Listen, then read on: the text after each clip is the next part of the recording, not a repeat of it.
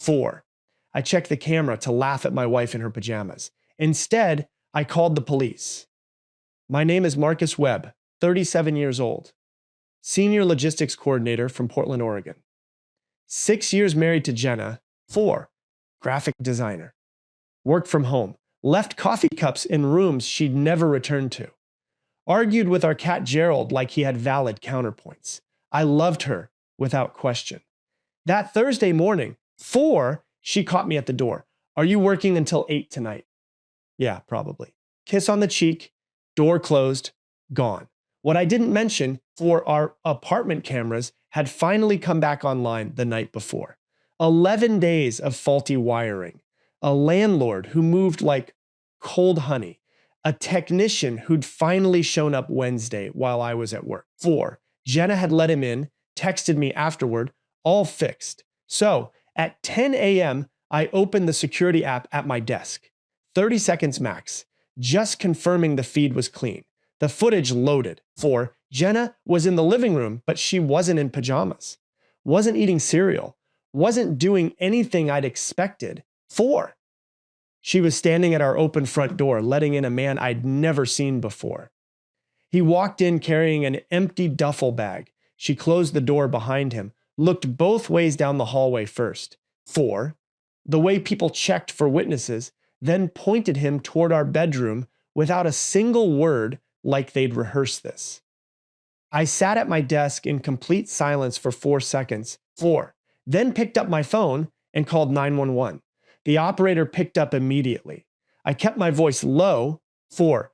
Open plan, office 17 colleagues within earshot, and spoke into my collar like a man trying not to fall apart in public. I'm watching my apartment camera right now. There's a man inside. My wife let him in. 4. He's going through our bedroom. Is your wife in danger, sir? I watched the screen. Jenna had followed him into the bedroom. She wasn't cowering, wasn't on her phone. She was opening our closet herself. 4. Pulling boxes from the top shelf, handing them down to him one by one with the casual efficiency of someone helping a friend move apartments. 4. No, I said slowly. She's helping him. Silence on the operator's end. Brief loaded. Sir, can you confirm your address? I gave it, stayed on the line. Wash. 4. The man worked through our bedroom with quiet precision. Dresser drawers, nightstand, the lockbox I kept on the upper shelf that Jenna had always pretended not to notice. He didn't force it. 4. Just placed it carefully into the duffel, like he already knew exactly what was inside. He knew she told him. My colleague Dana appeared beside my desk. 4. Marcus, the Henderson call starts in 4 minutes, and I looked up at her with an expression that made her immediately step back. Cancel it, I said. 4. I watched Jenna walk the man back toward our front door 20 minutes later. Duffel bag full. She checked the hallway again before opening the door. Same move, same caution. Then she hugged him. 4. Not a lover's embrace. Something more familiar than that.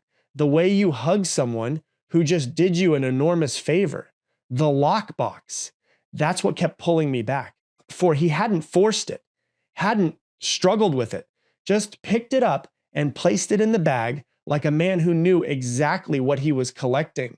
4. Which meant Jenna had either given him the combination or given him the box key that lived on my keychain. I checked my keys in my pocket. The small brass key was gone. I didn't remember when I'd last seen it. 4. Last week, 2 weeks ago, I used that lockbox maybe once a month. Cash reserves, my passport, my grandfather's watch, the deed to my car, nothing earth-shattering individually, everything important collectively. 4. My phone bust. Jenna catface. Gerald just knocked my entire coffee off the counter. Chaos here. Lol. I stared at that message for a long time. She was texting me cat updates. 4. While the evidence of whatever she just done was walking out of our building in a duffel bag, she was sending me cat updates with a laughing emoji. I typed back, haha, classic Gerald. 4. Then I opened my banking app. Joint checking normal. Joint savings normal.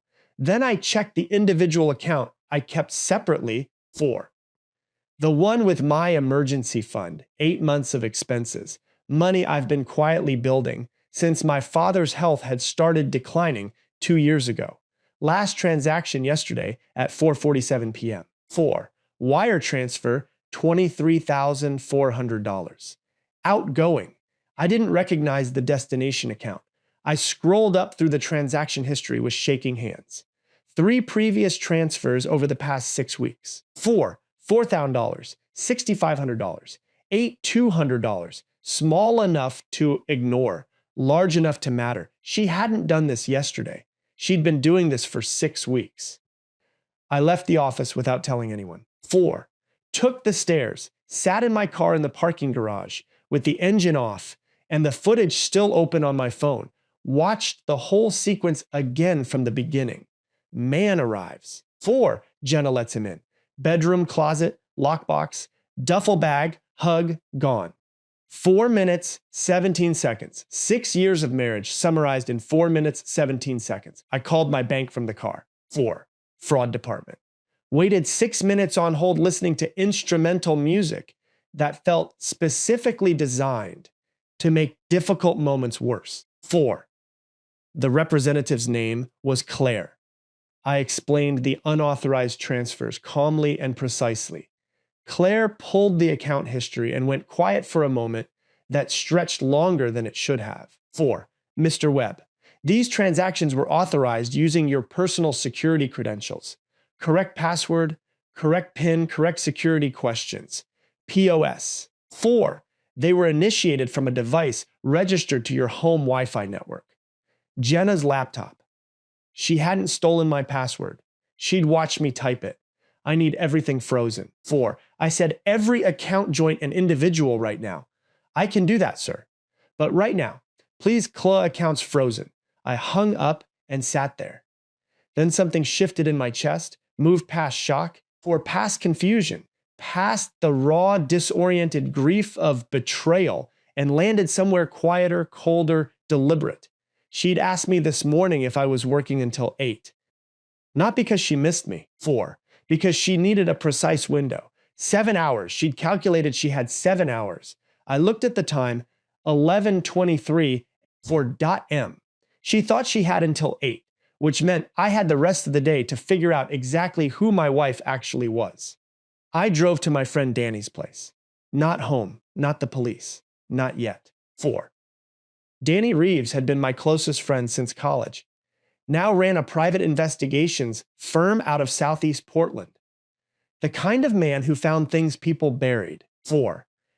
I'd referred clients to him twice before without ever imagining I'd one day show up at his door looking like I'd been hit by something I hadn't seen coming.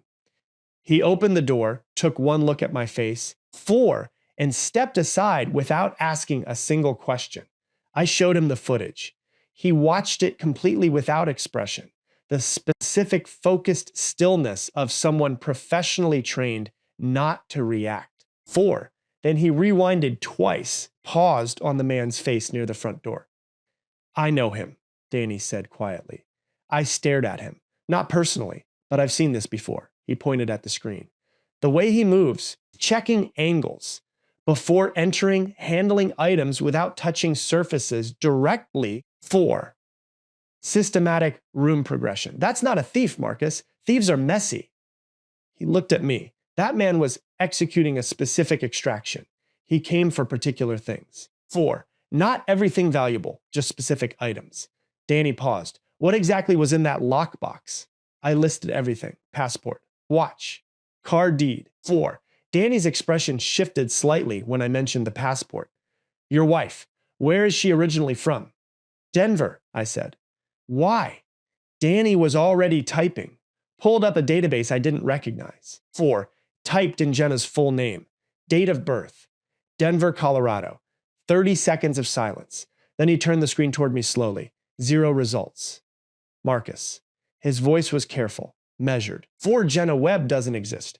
0 results. Not limited results. Not records unavailable. 0. Complete absence. 4. Like someone had taken a person-shaped hole and filled it with a name and a backstory and handed it to me 6 years ago. And I'd accepted it completely without ever once looking underneath. 4. Run it again, I said. Danny ran it again. Same result. He tried variations. Jennifer Webb, Jenna Marie Webb, Colorado DMV records, Oregon State ID Registry. 4. He cross-referenced her social security number from the joint tax returns I'd pulled up on my phone. The number existed. It belonged to a woman named Jenna Marie Caldwell, born 1987, died 2003, 4. 16 years old. Danny leaned back in his chair slowly. She's using a dead girl's identity, he said. Not dramatically, just factually, the way you'd read a weather report. It's called ghosting. 4. Stealing the identity of someone who died young before digital records were comprehensive. Clean social security number, buildable credit history, no living person to contradict you. He paused. 4. It's not easy to pull off. Takes preparation, resources, connections. 6 years, I said. The words felt strange in my mouth. She maintained this for 6 years, probably longer. 4. Danny said, this kind of infrastructure takes time to build. She wasn't new to this when she met you. 4. He pulled up another screen. Marcus, I need to ask you something carefully. Your father passed recently, 8 months ago, and his estate finalized 3 weeks ago. I stopped. Documents at home, filing cabinet. 4. Danny and I looked at each other simultaneously. I was already reaching for my keys. He put his hand on my arm. Don't, he said firmly. If she's who I think she is. 4. Walking back in there alone is the worst possible move you could make right now. Danny called Detective Briggs directly.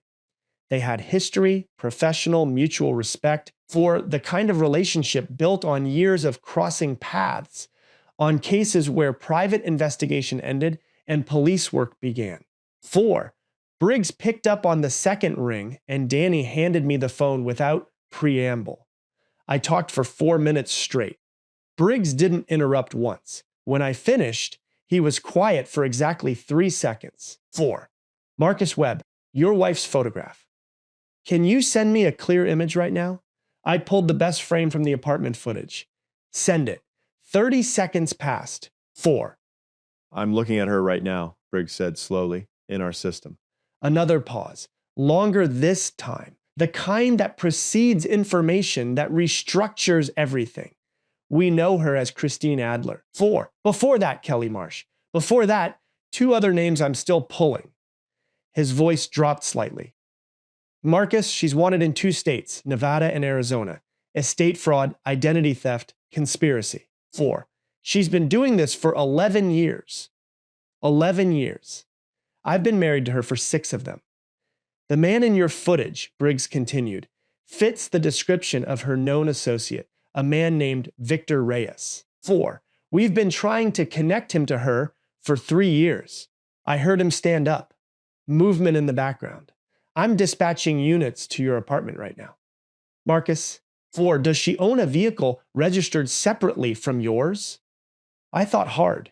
She drives my car mostly, but yes, a Honda registered under her name license plate. I gave it. Briggs typed something, then stopped. 4. Marcus, his voice shifted into something careful and precise. 4. Her vehicle just triggered a traffic camera 14 minutes ago. Where? Portland International Airport. They caught her at gate C7. Boarding pass to Mexico City. 1 carry-on. My passport in her bag. 4. She'd needed it as a backup identity document, Danny explained later. Standard procedure for someone running a clean disappearance. My grandfather's watch was in there too. 4. Wrapped carefully in a sock like it was just another item on a packing list. 4. Victor Reyes was arrested 20 minutes later at a FedEx location in Beaverton attempting to ship my father's estate documents to a Phoenix address. I wasn't at the airport. 4. Briggs had been firm about that. I sat in Danny's kitchen drinking coffee that tasted like nothing and watched the clock move and waited for my phone to ring. It rang at 4:47 p.m. We have her. 4, Briggs said. 3 words. I put the phone down on the table and sat completely still for a long time. Her real name, her original name, was Christine Adler. Born in Sacramento, 43 years old. 4. 11 years of constructed identities, carefully selected targets, meticulously executed exits, 4 states, 6 confirmed victims before me, men who'd lost inheritances, savings years, 4, and in 2 cases, never fully understood what had actually happened to them, 4. I testified at her trial 4 months later, sat 12 feet away from the woman I'd shared a bed with for 6 years, and watched her watch me with an expression I finally recognized for what it actually was. 4. Not love, not guilt, not even contempt, pure calculation, wondering if I'd be useful somehow even now. Christine Adler received 14 years. Victor Reyes received 9. For I recovered most of the transferred funds. My father's estate documents were returned intact. 4. The lockbox contents minus $340 cash sheet, apparently considered pocket money, came back in an evidence bag 3 weeks after the arrest. My grandfather's watch included, for I put it back exactly where it had always been. Some nights I still hear her asking that question across our kitchen. Are you working until 8 tonight? Casual, warm, completely manufactured. For I used to think love made you invincible. Turns out it just makes you honest. And sometimes that honesty is exactly what someone with bad intentions is counting